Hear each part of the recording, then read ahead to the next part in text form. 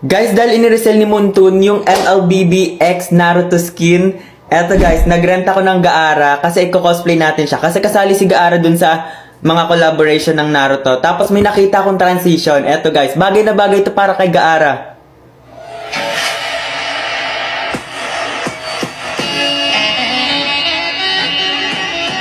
Grabe yun guys, grabe. Bagay na bagay yun kay Gaara kasi di ba may sun si Gaara. Tapos kunwari polvo gagana. Ano, gawin na natin? Ano, tara?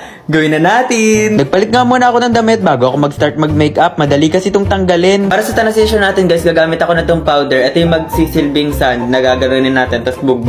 Ganon. Diyan muna kayo guys ha. Magre-record lang ako ng first clip.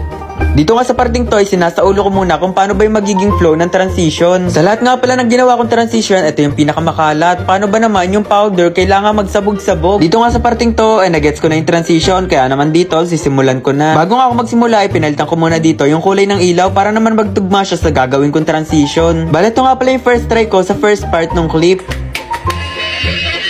Para nga makasigurado na magiging maganda yung kakalabasan ng video ko, apat na first clip yung ginawa ko. Habang nagre-record nga ako dito, bigla na lang dumating si Charm. Guys, tapos na ako mag-record ng first clip. Kung makikita nyo lang dito, guys, tingnan nyo guys, sobrang alikabok. Ay, wait lang wait. Yan guys, oh. Yan, oh. Sobrang daming polvo ngayon dito, guys. Sobrang daming polvo. Yan guys, tapos na ako Tapos na ako mag-record, mag-aayos naman tayo. Ano, tara? Gawin na natin. Bago nga ako mag-makeup, nilagay ko muna tong contact lens. Mas mahirap kasi itong ilagay kapag inuna akong mag-makeup bago tong contact lens. Pagkatapos ko nga mailagay yung mga contact lens, nagsuot na ako dito ng hairnet. Habang nagme-makeup nga ako dito, nandito si Charm sa tabi ko, nanonood. Kausap niya rin pala dito si Wanafly. Gusto na nyo, sino to? Ano yan? Sangoku? Balmo?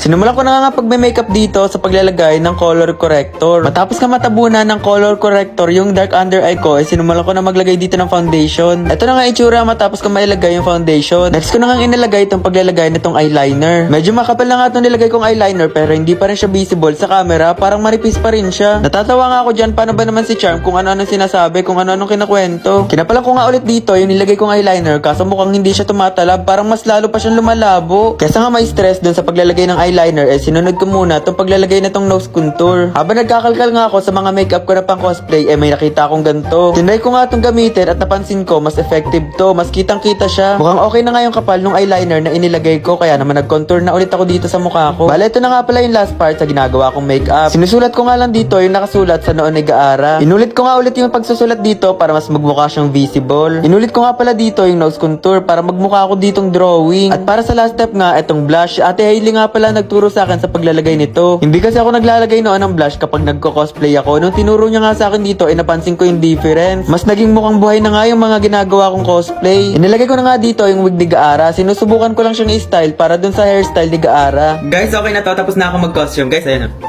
Gaara na to boy. Ayan. Makikita nyo guys oh. Yung din drawing ko. Di ba? Guys, kamukha ko ba? Parang hindi naman.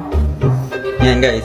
Gaara na to guys ha. Magte-take na ako ng part 2 ng transition natin. Sa parting to nga naayos ko muna yung set ko ng ilaw. Sinubukan ko nga iba-ibahin yung kulay dito pero napansin ko hindi siya kita sa camera. Kaya naman dito napagdesisyonan ko na kulay yellow na lang yung gagamitin kong ilaw para naman magmukha siyang nasa disyerto. Nung naayos ko na nga yung color ng ilaw, eto sinumulan ko ng pagre-record ng part 2. Isang take nga lang yung ginawa ko dito kasi baka mamaya yung costume na nairen ko mapuno na ng polvo. Pagkatapos ko nga mag-record in-edit ko na agad siya dito. Tinitingnan ko kung okay na ba or smooth na ba yung result. Na-edit ko na nga at ipopost ko na lang yung result mamaya.